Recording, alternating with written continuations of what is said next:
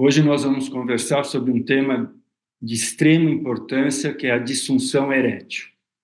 Esse tema é importantíssimo porque muitas vezes tem uma origem apenas orgânica, mas todo paciente que tem disfunção erétil vai evoluir ou vai apresentar, além do problema orgânico da sua etiologia, um problema emocional geralmente muito importante.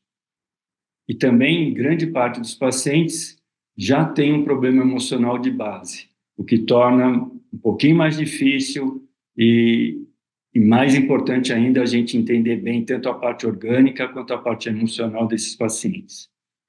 Isso fica claro se a gente lembrar, principalmente para as novas gerações, que houve uma mudança na própria nomenclatura, no nome da patologia, que desde o início dos anos 80, do século passado, portanto, há quase 50 anos, se chamava impotência, ou impotência sexual, deixando nítido o quanto era marcante na vida, na qualidade de vida dos homens, e de forma direta dos homens, e indiretamente, claro, das suas companheiras. O homem realmente se considerava e era reconhecido como impotente. Eu acho que isso deixa bem claro a grande repercussão na qualidade de vida desses pacientes. Tanto é verdade que existem vários estudos, os principais, como sempre, norte-americanos, exatamente dessa época, que culminaram com a mudança dessa nomenclatura, mostrando que o impacto de vida dos pacientes com disfunção erétil, os antigos impotentes, olha o peso da palavra, tinham uma qualidade de vida pior do que pacientes com doenças malignas com câncer. Em algumas formas de disfunção erétil, o índice de suicídio também era maior do que naqueles pacientes com doenças malignas e de péssimo prognóstico. Então, aquela máxima, disfunção erétil não mata, muitas vezes acaba matando sim. E tem um impacto muito grande. E também essa mudança culminou com uma mudança de nome, mudou com uma mudança de ver o paciente. Antigamente tratado de forma muitas vezes jocosa, tinha muita vergonha de ir ao médico, procurava tratamentos alternativos, o que em grande parte dos casos só vinham a piorar a sua qualidade de vida, até porque não funcionam, e deixá-lo cada vez mais fora da sociedade, mais fora da sua plenitude de vida. E isso tudo começou a mudar nos anos 80. E foi providencial, porque é claro que com a evolução, advento de novas drogas, que a gente vai ver, vai discutir aqui, foi possível tratar uma grande parte desses pacientes. Agora, a gente tem que lembrar que uma grande parte desses pacientes são tratados, mas ainda não são curados. Essa é uma nova fronteira que a gente tem que pesquisar e lutar para alcançar. Mas eles passaram a ser tratados. Por outro lado, a disfunção erétil, como várias outras alterações urológicas, tem aumentado. Aumentado porque a gente está ficando mais velho, está vivendo mais e temos que lutar para viver melhor. E também porque o conforto, que é o que todos visamos, uma melhor qualidade de vida, às vezes o conforto não reflete diretamente na qualidade de vida. Obesidade, problemas da vida sedentária, da vida urbana, tem feito com que haja um aumento no índice de disfunção erétil na população, e muitas vezes na população mais jovem, como nós vamos ver em seguida. Mas é importante para essas gerações que talvez nunca tenham ouvido falar um homem impotente ou impotência sexual só nos livros mais antigos, nas publicações mais antigas, lembrar que houve essa mudança que foi fundamental e que a gente tem que assumir essa mudança como um novo paradigma, já não tão novo, mas no tratamento e no acompanhamento desses pacientes. Como existe muito frequentemente uma causa orgânica, mas que leva a alterações emocionais, algumas delas importantes, esse é um paciente que deve ser abraçado, é um paciente onde a relação médico-paciente é fundamental. A gente não pode ser apenas técnico, a gente tem que ser médico na acepção mais ampla da palavra. Essa mudança como um todo se refletiu na, na denominação, não apenas, mas no que a gente considera na definição da disfunção erétil. E a disfunção erétil, então, hoje em dia, consiste na incapacidade persistente de se obter ou manter uma ereção suficientemente boa para que haja um ato sexual satisfatório. Demorou para que a gente chegasse a essa definição. Os senhores vejam que toda essa mudança começou no início, meados dos anos 80, e essa definição só foi abraçada e consagrada no início dos anos 90, em 1993. E ainda deixa vários aspectos bastante subjetivos. Por exemplo, uma ereção suficiente. O que pode ser suficiente para um pode não ser adequado para outro. Tudo isso implicando no que eu falei da relação médico-paciente, de você ser aliado, ser quase que um amigo do seu paciente. E para a realização de um ato sexual satisfatório, a mesma coisa. O que é satisfatório para um não é satisfatório para outro. O que é satisfatório para um paciente aos 40 anos de idade não era eventualmente aos 20, e o que é aos 40, o que é aos 60 não era aos 40. O ato sexual pode demorar mais, ou o paciente pode exigir que demore mais quando é mais jovem e depois nem tanto. Então, tudo isso varia e muitas vezes a orientação até em relação à expectativa é muito importante para esses pacientes. Ou seja, como a gente já falou, a imensa maioria hoje são tratáveis esses pacientes, mas o que esperar do tratamento? Será que num senhor de 75, 80 anos de idade, a gente pode incutir nele a mesma expectativa do que num jovem atleta que vai no consultório com problema? Me parece que não, e até isso deve ser explicado sempre com muito bom senso, porque, volto a dizer, não existe uma definição. Quanto tempo leva um ato sexual satisfatório? Não existe isso. Qual é a rigidez de uma ereção suficiente? Também isso não existe. Portanto, também todo esse tema é recheado de muito bom senso e muita consideração com o paciente, senão não vai evoluir bem o tratamento em si e muito menos essa relação com o paciente. E aqui fica nítido a importância marcante desse tema. A gente sabe hoje em dia que, grosseiramente, metade da população masculina no decorrer da sua vida apresenta disfunção erétil. Como nós vamos ver, o maior fator de risco para a disfunção erétil é a idade, então é óbvio que isso vai se agravando com o passar dos anos. Mas em trabalhos clássicos, no início dos anos 90, a partir dos 40, entre os 40 e os 70 anos de idade, grosseiramente, um pouquinho mais da metade dos homens apresentam algum tipo de disfunção erétil. E também, quanto mais jovem, essa parcela dos pacientes com disfunção, que tem disfunção leve, é maior, e isso vai diminuindo com a idade. Nessa idade, entre 40 e 70, a gente vê que a maior parte tem uma disfunção leve ou moderada, e uma disfunção completa, grave ou severa, dependendo da escala que se use, ainda é menos significativa, mas isso vai piorando. De qualquer forma, a gente pode analisar grosseiramente que 1 em cada 2 homens tem disfunção erétil, o que é muitíssimo importante. E aqui o que eu falei, que com a idade vai piorando, então a gente tem, mas fica fácil de guardar, porque os números quase se equivalem, a gente pode dizer grosseiramente, sem medo de errar, que aos 40 anos de idade, 40% dos homens têm algum tipo de disfunção erétil. Isso vai subindo, aos 50, metade de nós temos disfunção erétil, aos 60 chega em 60%, e aos 70 anos, 70%, a imensa maioria tem disfunção erétil, e a gente pode notar também que a forma mais grave, ela vai aumentando, de forma não tão grande, mas ela vai aumentando, o que torna o tratamento também, a necessidade de tratamento mais agressivos com a idade, mas, por sorte, também os pacientes com idade mais avançada, como eu falei, o que é um ato sexual satisfatório, eles acabam aceitando tratamentos mais agressivos e de melhor resultado, então isso facilita um pouquinho o tratamento e o acompanhamento desses pacientes.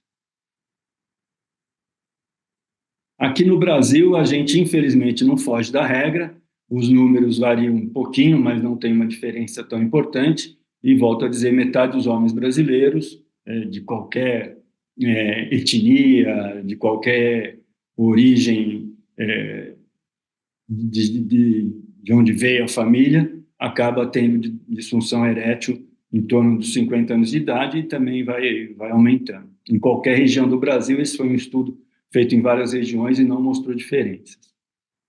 A mesma coisa aqui, já no nosso século, aqui no ano 2000, a Caravana da Saúde, que ficou bastante reconhecida, realizada pelo professor Moreira, mostrou também os números iguaizinhos aos números internacionais, apesar das diferenças de alimentação, de cultura. Esse dado é algo que não variou de forma alguma. Tá? E, como eu falei, aqui a gente pode ver os fatores de risco para disfunção erétil. Infelizmente, e aquele que a gente nem quer evitar, lógico que ninguém quer morrer cedo, o mais importante e o inexorável é a idade.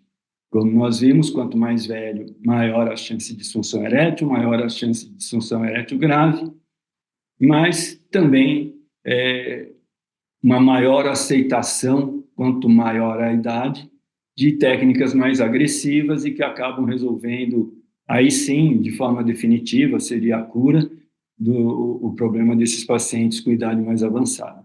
As doenças crônicas continuam e vão aumentar a sua porcentagem na gênese, na etiologia da disfunção erétil, porque vivendo mais nós também vamos ter mais disfunção, mais doenças crônicas. Entre elas, as mais notadas e as mais importantes, a gente nunca pode esquecer o diabetes, hipertensão, outras doenças cardiovasculares, e ainda no nosso meio, na população menos assistida, a gente tem que lembrar que muitas vezes a disfunção erétil é o primeiro sinal ou sintoma de uma doença crônica, quer seja do diabetes, que o paciente não sabe que tem, quer seja da hipertensão arterial, que o paciente não sabe que tem, ou de uma outra cardiopatia. Tanto é assim que os senhores sabem, modernamente a disfunção erétil é considerada uma outra doença do endotélio, assim como a hipertensão, o infarto, o acidente vascular cerebral, e muitas vezes essa é a primeira forma dessa doença do endotélio, que é sistêmica, se manifestar.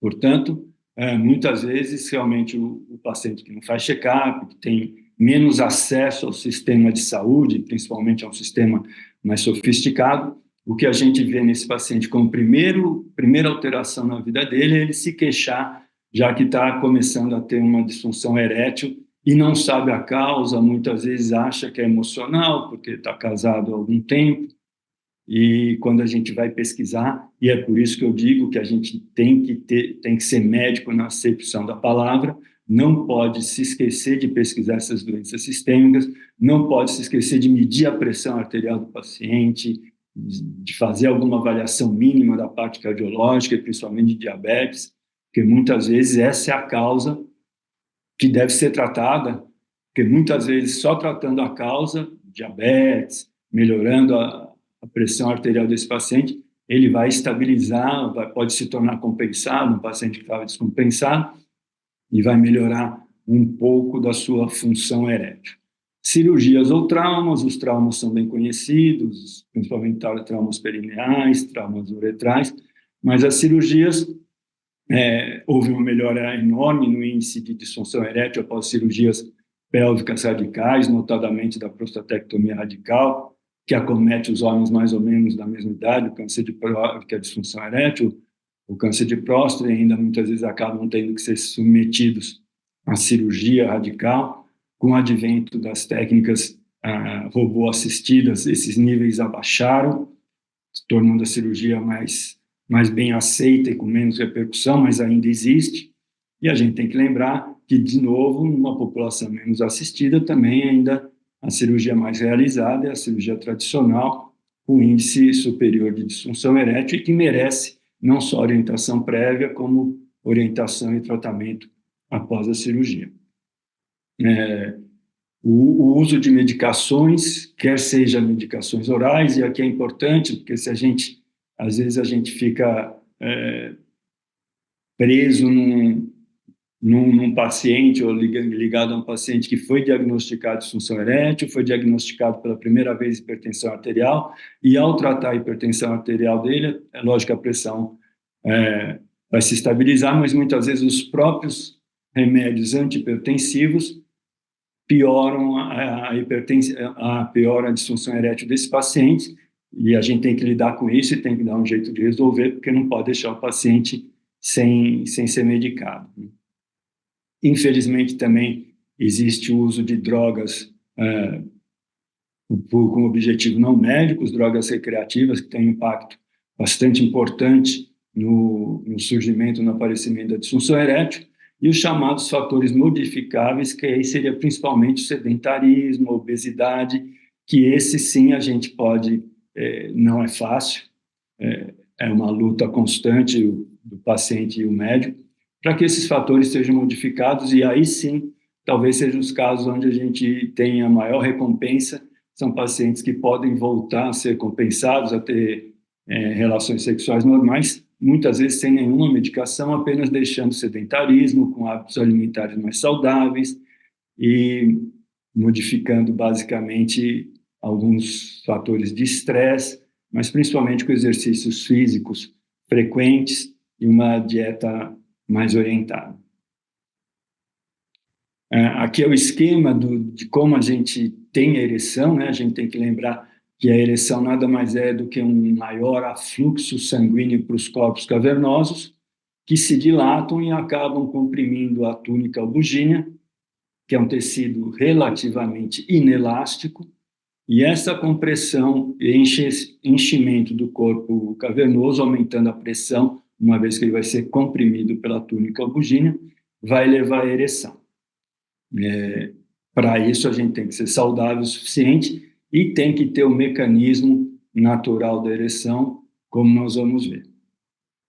Aqui um exemplo de um corpo cavernoso saudável, a túnica albugínea saudável, e a representação do corpo cavernoso em repouso, flácido, e o quanto ele consegue se dilatar e, depois de uma fase de dilatação, começar a ganhar pressão e ganhar rigidez, para que haja a ereção plena ou a ereção satisfatória, completa, para um ato sexual também igualmente satisfatório e adequado.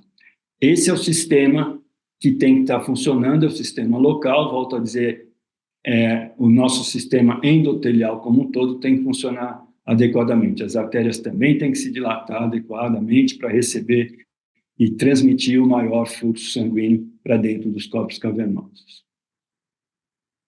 Aqui é o que acontece intracelular, que vai levar à dilatação das artérias, ao grande afluxo sanguíneo no pênis, para que haja ereção. A gente sabe que com o estímulo sexual existe liberação de óxido nítrico, que é sabidamente o neurotransmissor da ereção, ele é o causador da ereção, e esse óxido nítrico penetra na célula do corpo cavernoso, que vai se dilatar, e dentro dessa célula ele vai continuar agindo ou não, dependendo da produção maior ou menor da 5-fosfodiesterase.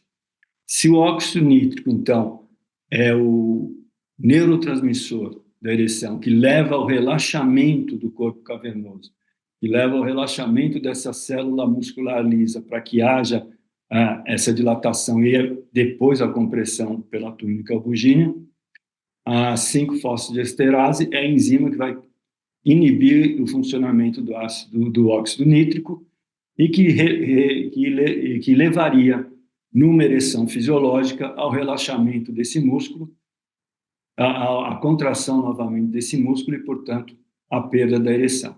Então, o óxido nítrico leva a relaxamento e ereção, e a 5-fosfodiesterase vai fazer com que esse óxido nítrico seja degradado, que o GMP seja degradado, havendo, então, a contração do músculo e a perda da ereção. Isso, óbvio, ocorre fisiologicamente, mas uma baixa produção de óxido nítrico ou um tônus adrenérgico aumentado vai inibir todo esse fenômeno, como também qualquer doença arterial que impeça o fluxo arterial de de adentrar o corpo cavernoso, causando esse relaxamento.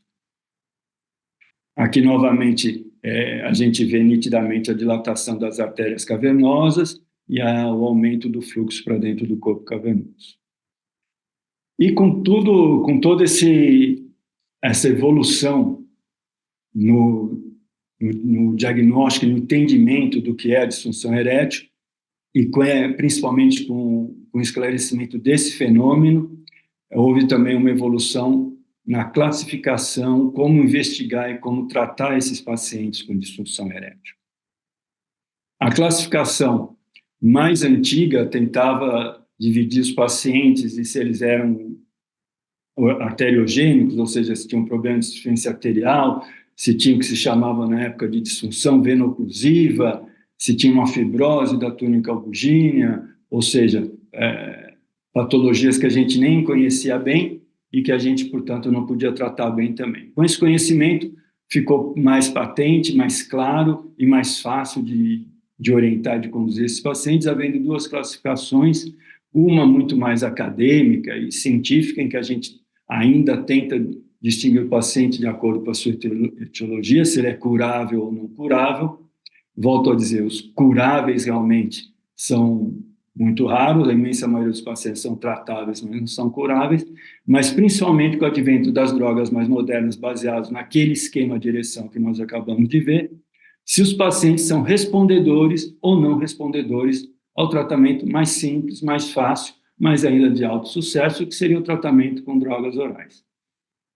E a outra classificação ainda importante, até porque nós vamos distinguir se o paciente ele tem uma alteração mais marcante, porque muitos, volto a dizer, têm alteração mista, como nós vemos aqui, tanto orgânica quanto psicogênica, mas se a alteração for mais marcantemente psicogênica, é óbvio que ele precisa de um acompanhamento mais próximo do colega psiquiatra ou do psicólogo, e se for de forma mais marcante orgânica, é óbvio que a gente tem que intervir e nós temos que assumir as rédeas do tratamento desse paciente. A maioria tem um problema misto, mas muitas vezes um é muito pouco valorizado em relação ao outro e, portanto, a gente consegue, de forma adequada, acabar acompanhando esses pacientes. Apesar da gente ter simplificado a investigação desses pacientes, ela ainda deve ser realizada para que a gente não incorra em nenhum erro. O exame físico é obrigatório, geralmente é pobre, mas obrigatório, porque a gente pode descobrir nesses pacientes, por exemplo, uma doença de Peyronie, uma fibrose, alguma alteração até mesmo de hipogonadismo que o paciente desconhece, e, portanto, o exame físico, embora pobre, deve ser realizado e às vezes vai ser realmente resolutivo. Os exames de laboratório, principalmente no nosso meio, em pacientes que não têm uma assistência médica mais sofisticada e ampla, deve ser realizado de forma mais ampla. O hemograma é importante, às vezes a gente está frente a um paciente que tem alguma alteração sanguínea que pode ser tratada também. A glicemia, volto a dizer, é importantíssima, porque muitas vezes os pacientes não sabem que são diabéticos, e realmente o são. Perfil lipídico, porque depois vai influenciar naquela condução de mudanças de hábito de vida, deixar de ser sedentário, alimentação adequada. E os hormônios, a testosterona é obrigatória, a prolactina muitas vezes ela é pedida, algumas vezes não, mas a testosterona é obrigatória, porque, embora seja raro, como nós vamos ver, uma causa hormonal, essa é muitas vezes curável e de fácil tratamento, e, portanto, vale a pena ter uma dosagem, pelo menos uma dosagem de testosterona. E o teste com a medicação oral, que nós vamos ver, que é a representação prática e clínica do aprendizado que nós tivemos na condução do paciente após a descoberta dessa cascata que leva à ereção, dessa cascata intracelular que leva à ereção.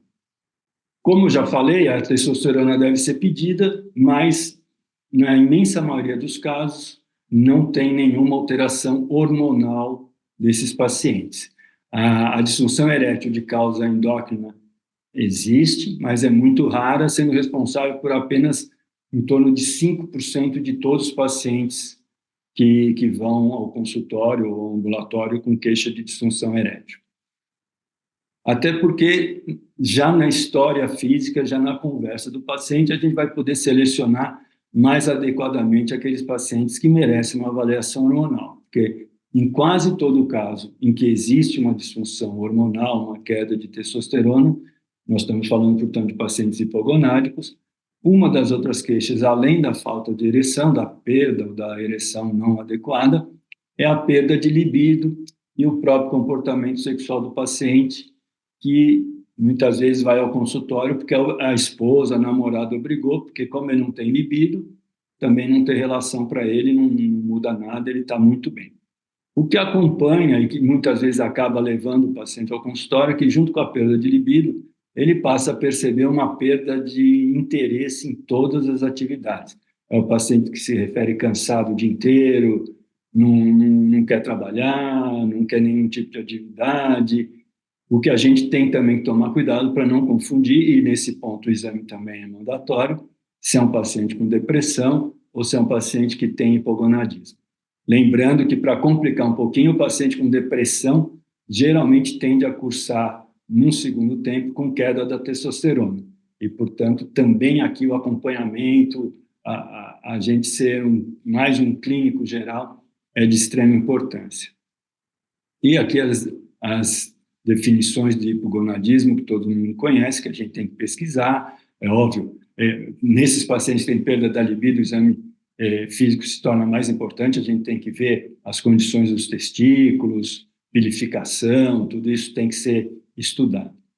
E, volto a dizer, o pedido da prolactina é discutível, alguns centros pedem sempre, outros nem sempre, porque a verdade é que se a alteração endócrina já é rara, a hiperprolactinemia, que é o que causaria uma disfunção erétil, é mais raro ainda, está na imensa maioria dos casos ligados a um adenoma da hipófise, um hiperprolactinoma, ou a utilização de drogas, e a gente conhece, a história acaba ajudando também, mas é bastante incomum o paciente que tenha aumento de prolactina.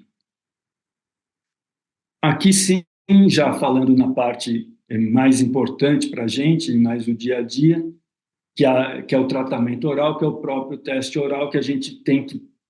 Isso é qualquer classificação que a gente use, na verdade, a gente tem que saber se o paciente está compensado ou não, ou seja, se ele é respondedor ou não às drogas orais, que já são consagradas, que são ou a sildenafila ou a tadalafila, que os senhores conhecem bem.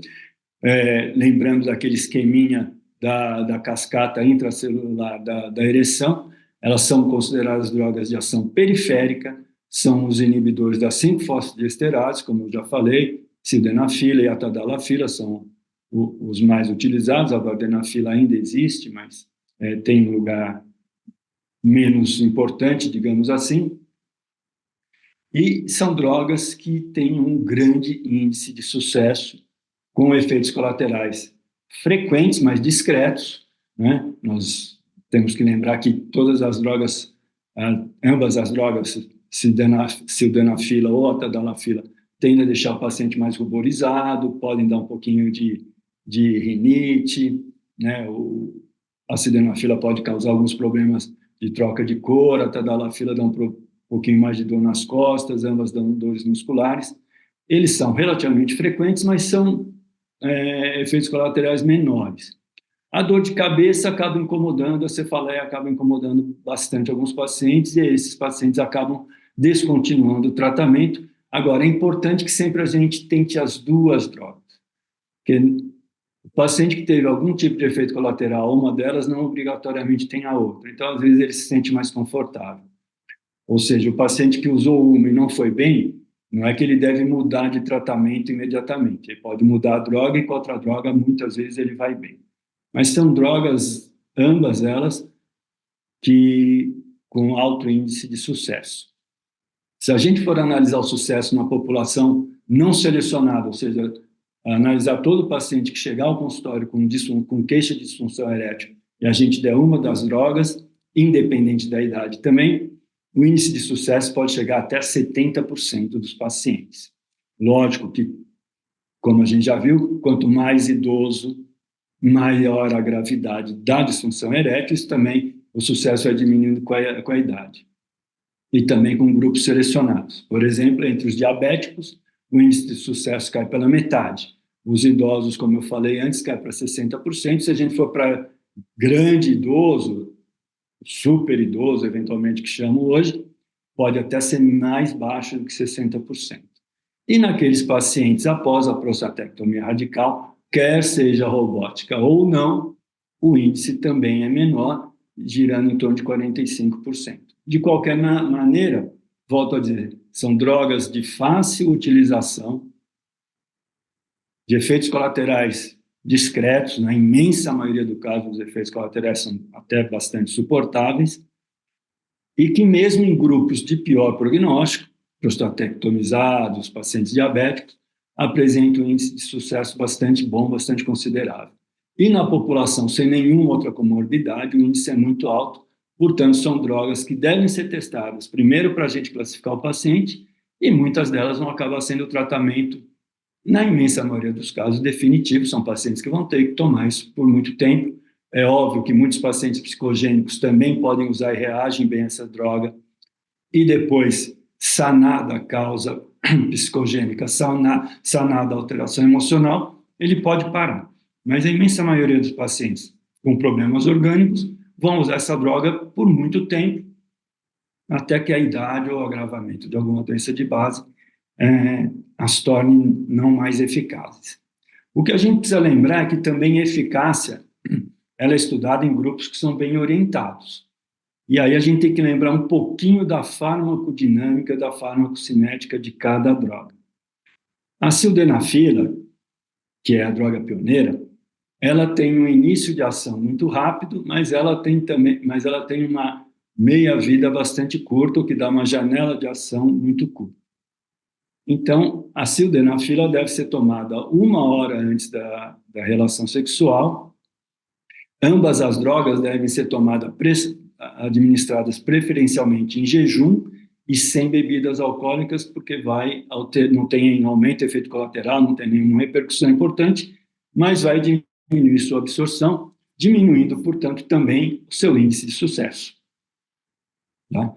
Então, sempre em jejum e sem bebida alcoólica. Mas a sildenafila, tomar 1 hora antes da relação, porque depois de umas 5 horas ela já não tem mais nenhum efeito clínico. Por outro lado, a tadalafila é ao contrário. Ela demora muito para começar a ter o seu efeito completo presente, só que ela tem uma meia-vida muito prolongada.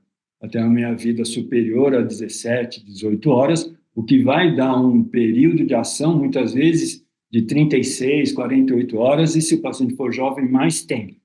Mas ela tem que ser tomada no mínimo 3 a 4 horas antes da relação sexual.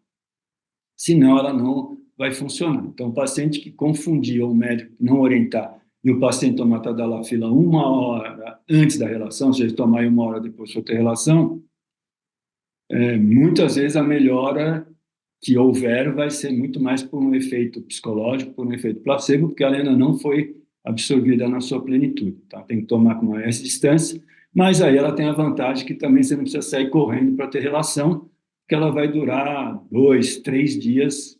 Se o paciente for jovem, chega a durar 3 dias na imensa maioria dessa camada da população mais jovem. Então, os pacientes têm que ser orientados a usar cada droga da sua forma mais adequada para que a gente possa inferir o real sucesso dessas drogas para cada tipo de população.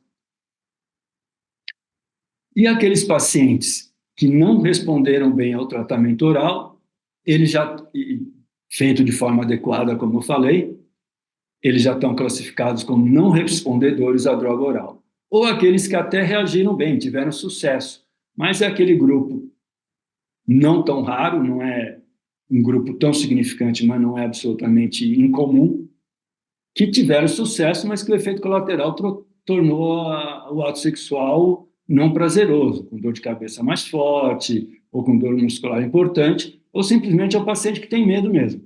Ele até acha que daria para suportar, mas ele tem medo, por mais que a gente tenha explicado, orientado adequadamente esse paciente, ele se sente desconfortável com medo de usar uma droga que está dando efeito colateral e ele acha que com isso ele pode ter problema futuro.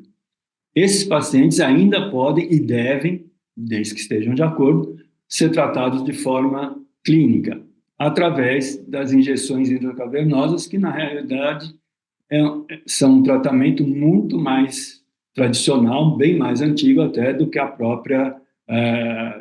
que o próprio tratamento com os inibidores da fosfodiesterase. É que, óbvio, é mais agressivo, é mais desconfortável para o paciente, que são as injeções intracavernosas, ou seja, nós estamos falando em injeções intrapenianas, né? Existe uma grande diferença conceitual no tratamento com os inibidores da fosfodiesterase e com as autoinjeções.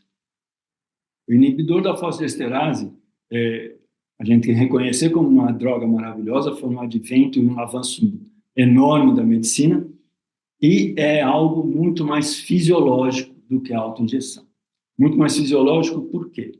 Porque você toma um remédio, qualquer que seja, da forma adequada, e mesmo que você tenha sucesso, esse sucesso, ou seja, a ereção só vai ocorrer se você tiver estímulo. Então, você toma um remédio e tem que ter um estímulo sexual. Você tem que estar excitado para que o remédio funcione. É muito mais fisiológico, principalmente para quem não tem um relacionamento estável, não está casado. Para quem namora, para quem ainda não tem a vida diária conjunta com a sua companheira, que é algo que muitas vezes a companheira nem sabe se o paciente está tomando ou não remédio. Isso, na maioria dos pacientes, dá um certo conforto emocional, deixa o paciente mais confortável. E se você, por acaso, tomar o remédio e não tiver a oportunidade de ter relação, também nada vai acontecer, ou seja, não é aceitável, não vai deixar nenhum paciente em uma situação embaraçosa. A autoinjeção é diferente, porque, volto a dizer, a medicação oral é inibidor da fosfodiesterase. Então, o que ele vai fazer é que, uma vez havendo o óxido nítrico, ele dure mais e tenha um efeito melhor, porque nós vamos inibir a enzima que inibe o óxido nítrico. Aqui é diferente. A injeção intracavernosa, as medicações intracavernosas, levam à produção e à liberação de óxido nítrico. Portanto, se o tratamento tiver sucesso, e o índice de sucesso é altíssimo, o paciente vai ter uma ereção, e dependendo da dose vai ter uma ereção plena, completa, rígida, como queiram chamar, independente do estímulo sexual. E é imediato, leva 5, 10 minutos para fazer efeito. Como tudo na vida, tem vantagens e desvantagens. O fato de ser imediato leva a que o paciente vai usar quando tem certeza absoluta que vai ter uma relação sexual, diferente das drogas orais, que ele pode ter ou não, principalmente se não for casado, e que também, por isso, elas têm a parte boa que, se não houver uma relação, elas não vão dar ereção. Aqui a ereção vai acontecer de qualquer forma. E alguns cuidados devem ser tomados. Como a ereção vai acontecer de qualquer forma, e a qualidade e o tempo de ereção são dose dependentes, a gente tem que acompanhar muito bem esses pacientes, porque aqui pode ocorrer priapismo. O que não ocorre, ou para não dizer não ocorre, ocorre muito raramente. Existem casos quase que anedóticos descritos de priapismo com os inibidores da fosfodiesterase. Mas existem controversos, descrições controversas, mas existem. Aqui não. Aqui o priapismo é sempre um risco presente. E dependendo da droga e da dose utilizada, é comum. E dependendo do paciente que você escolhe ou seleciona para esse tipo de tratamento, é comum. O que eu quero dizer com isso? Doses altas de drogas muito eficazes tem mais chance de ter priapismo. Isso é óbvio. Mas se eu escolher um paciente com etiologia, e por isso é importante ainda a determinação da etiologia da causa da disfunção erétil. Paciente predominantemente psicogênico, é óbvio que ele tem mais risco de ter priapismo. Até porque, se for um paciente psicogênico com uma grande descarga adrenérgica, ele pode não responder a doses baixas.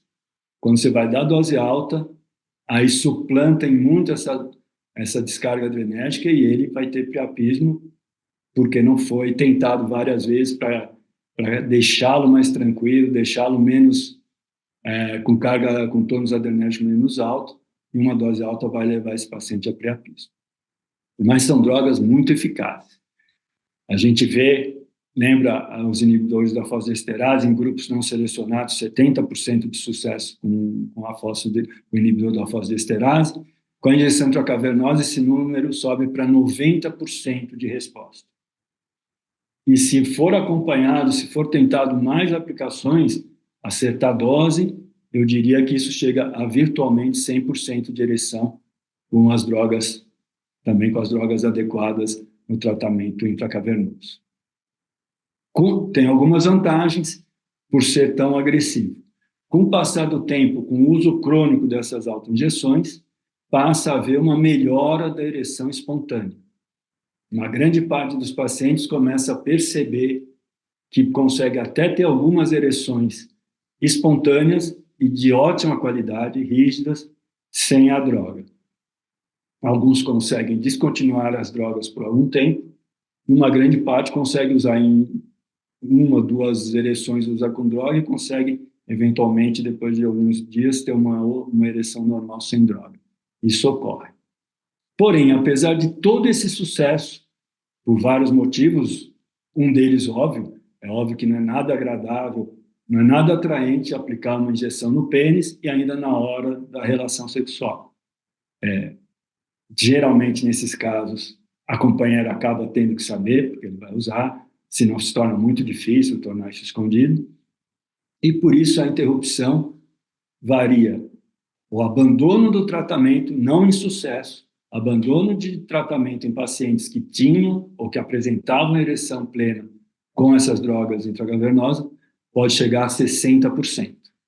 Porque não quer mais aplicar injeção no pênis, porque fica muito nervoso, porque é desconfortável, se ele vai ter que sair para algum lugar com a sua companheira e depois ir para outro lugar, para um motel, por exemplo, ele tem que levar a injeção, a caneta que se aplica junto e muitos acabam abandonando o tratamento, apesar do sucesso, sem nenhum efeito colateral.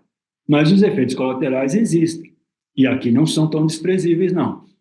Como eu já falei, o priapismo é o mais temido deles, e é o mais frequente. Pode ocorrer em cerca de 10% dos pacientes, de acordo com a droga. Dependendo da droga escolhida, isso é muito mais alto. Dependendo da dose que a gente utiliza, é muito mais alto. E dependendo do paciente, porque a dose a gente vai chegar em comum acordo com o paciente. Mas alguns pacientes ficam entusiasmados, ou porque tem uma companheira agora que ele quer uma ereção melhor e acabam, às vezes, de forma inadvertida e sem aconselhamento adequado, aumentando a dose. Porém, o mais perigoso é a fibrose dos corpos cavernosos, que muitas vezes torna esse paciente impossível de tratar mesmo com cirurgia se a fibrose for muito importante. E isso ocorre mesmo com drogas adequadas, ocorre até 11% dos pacientes de uso contínuo. 11% de fibrose dos corpos cavernosos é um número muito importante, porque essa alteração, esse efeito colateral é importante e é definitivo. Muitas vezes, volta a dizer, você não tem o que fazer. Depende da droga utilizada.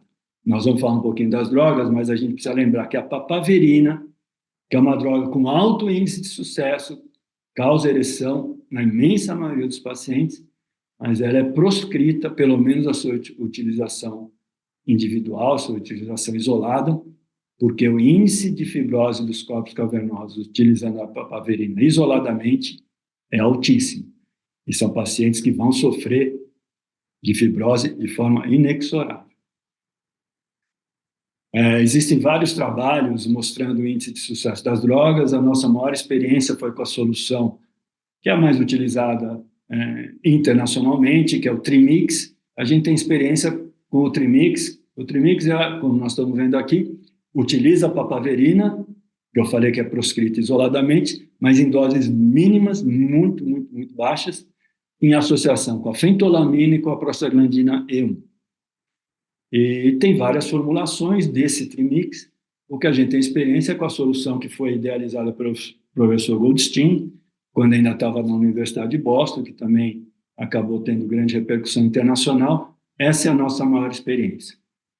Para se usar de forma isolada, a prostaglandina E1 é a droga de preferência, mas a associação de drogas é de longe a melhor opção terapêutica e mesmo para teste, para ver se funciona, é a melhor opção para esses pacientes.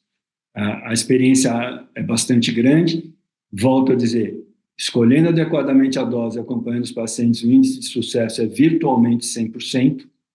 Como a papaverina é utilizada em doses muito discretas, o índice de priapismo é bastante baixo. E o problema da prostaglandina, tem dois problemas de usar a prostaglandina isoladamente. O primeiro deles é o aspecto clínico, que é a dor. A utilização da prostaglandina isoladamente causa dor na imensa maioria dos pacientes e é uma dor muito forte, que na maioria das vezes impossibilita a relação sexual. Quer dizer, o paciente vai ter uma ereção, mas a dor é tão forte que ele não tem prazer nenhum e, portanto, ele acaba descontinuando o tratamento. Esse foi um dos motivos para que começasse a ter os estudos de associação de drogas.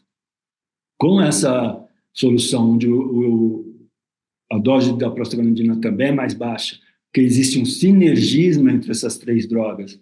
Então, utilizando todas juntas, a gente, na verdade, usa doses muito baixas de cada uma delas. O índice de dor é muito discreto, praticamente não existe, e quando tem dor, a dor também é discreta, não chega a ter nenhuma repercussão na relação sexual, o paciente continua tendo prazer e ele fica satisfeito com o tratamento. E com essa droga, e desde que bem aplicado, o paciente bem treinado, não existe fibrose dos corpos cavernosos. Portanto, essa é uma forma de tratamento mais agressiva, mas ainda menos do que as cirurgias, com algumas vantagens sobre o tratamento oral. O primeiro é o maior índice de sucesso. Outra vantagem é funcionar nos pacientes mais graves. Então, volto a dizer, imagina se chegar no consultório, eu acho que sempre vale a pena tentar os inibidores da fosfodiesterase, mas eu acho que a gente tem que orientar adequadamente o paciente. Chegar no consultório, um paciente de idade mais avançada, em torno de 70 anos, diabético, cardiopata, hipertenso, e que fez uma prostatectomia radical, ainda que por robô, ele tem que ser alertado que as drogas orais, os inibidores da fosfodiesterase podem ser tentados, mas que é para ele não ficar muito ansioso com o resultado, para que ele também depois não fique muito deprimido, ou muitos pacientes acham até que devem interromper, não tentar mais nada. Tem que avisar que é normal e que ele tem essa opção, e que, na verdade, acaba, muitas vezes, nesses casos, sendo a primeira opção de tratamento. A gente tem que considerar que, modernamente, existem 3 opções de tratamento e a gente sempre deve começar do menos agressivo para o mais agressivo. A primeira opção são os inibidores da fosfodiesterase, a segunda são as drogas injetáveis e a terceira opção de tratamento seria a colocação das próteses penianas. Isso é acadêmico e é o que deve ser tentado. Agora, volto a dizer, muitas vezes, nesses pacientes mais graves, com várias comorbidades juntas, a gente pode iniciar como primeira forma de tratamento, a segunda opção seria essas injeções. E dependendo do paciente, até a terceira opção de tratamento, que seria a prótese peniana, que nós vamos ver numa outra oportunidade, pode ser a primeira indicação para esses pacientes. Mas, enfim, essa é a segunda opção de tratamento, mas uma opção ainda bastante atraente, uma opção clínica. E, como toda opção clínica, tem a desvantagem que também não vai ser definitiva. Mesmo eu tendo falado que alguns pacientes evoluem bem e conseguem ter uma ou outra ereção normal sem a utilização da droga, a verdade é que a cura, nesses casos, não existe. Ele pode utilizar menos droga, ou seja, doses mais baixas, isso ocorre. Ele pode intercalar até algumas ereções espontâneas, isso ocorre. Mas, assim como o paciente diabético se trata a vida inteira, o hipertenso a vida inteira, o cardiopata a vida inteira, esses pacientes vão precisar de alguma forma de tratamento a vida inteira. Alguns desses pacientes podem ficar tão compensados que passam a responder aos inibidores da fosfodiesterase. Pode acontecer por um período, depois eles voltam para essa forma de tratamento. E alguns deles vão descontinuar o tratamento, como nós vimos, nem é tão pouco assim, e vão partir para tratamentos mais agressivos ou definitivos, que seria a colocação da prótese. Geralmente são pacientes mais idosos, portanto, eles também são mais afeitos a tratamentos mais agressivos, definitivos, uma vez que já têm, na imensa maioria dos casos, sua vida sexual estabelecida, a companheira está junto há anos, isso facilita. Mas a opção da autoinjeção ainda é uma opção extremamente atraente, claro, para os não respondedores aos inibidores da fosfodiesterase. Existem aparelhos, digamos assim, canetas hoje muito mais modernas, muito mais bonitas, mas basicamente é uma injeção no pênis. Tá? Aqui, lembrar que sempre a injeção deve interessar e atingir os corpos cavernosos, ou seja, é uma injeção intracavernosa. A gente deve ensinar o paciente que ele vai sentir, saber que está no lugar, porque quando ultrapassa a túnica bugina, que é, volto a dizer, relativamente inelástica, ele sente como se fosse um baquezinho, um degrauzinho, e aí ele injeta e imediatamente, alguns minutos depois, tem uma ereção plena, e a dose vai depender de cada paciente, de acordo com a sua gravidade e de acordo com a expectativa do paciente. Se o paciente fala, olha, 20 minutos é ótimo, a relação está ótima com 20 minutos, é claro que nós podemos utilizar menos doses que um paciente, ainda com a mesma gravidade, com a mesma idade. Olha, Joaquim, eu acabei de me casar de novo e eu preciso, funcionou tudo, mas foi muito rápido o período da ereção. Eu perdi a ereção muito rápido e eu preciso de uma dose mais alta porque eu quero uma ereção que dure 40, 50, 60 minutos. E depois de algum tempo, a verdade é que os pacientes também se conhecem e eles conseguem mais ou menos administrar a dose. Muito cuidado ainda assim na orientação, porque se não administrar a dose muito certinho, para qualquer que seja a etiologia, pode haver um priapismo. Temos que lembrar o lado menos ruim do priapismo com essas drogas. São priapismos extremamente benignos, ou seja, dói, mas o tratamento é conservador, é só esperar.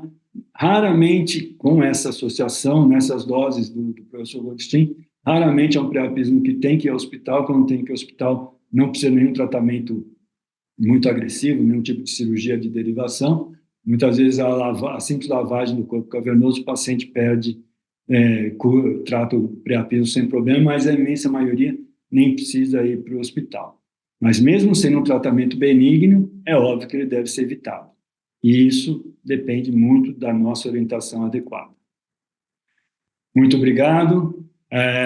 Espero vê-los de novo. Volto a dizer, a gente tem que continuar. O curso está maravilhoso e existe muito mais coisa a ser discutida. Muito obrigado.